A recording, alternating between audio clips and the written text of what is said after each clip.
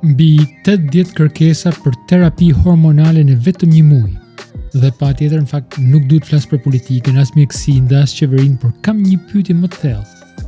Çfarë po ndodh me shqiptarët? Kam përshtypjen që rrënja kësaj krize identiteti vjen nga vetmia. Dikur ishte familja dhe shoqëria që tregonte se kush ishe.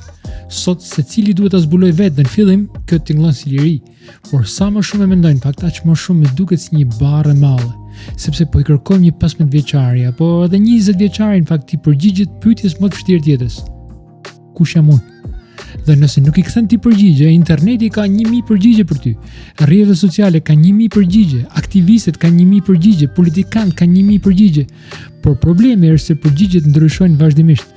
Nesër vjen një teori tjetër, një trend tjetër, një identitet tjetër dhe njerëzit vazhdojnë të kërkojnë.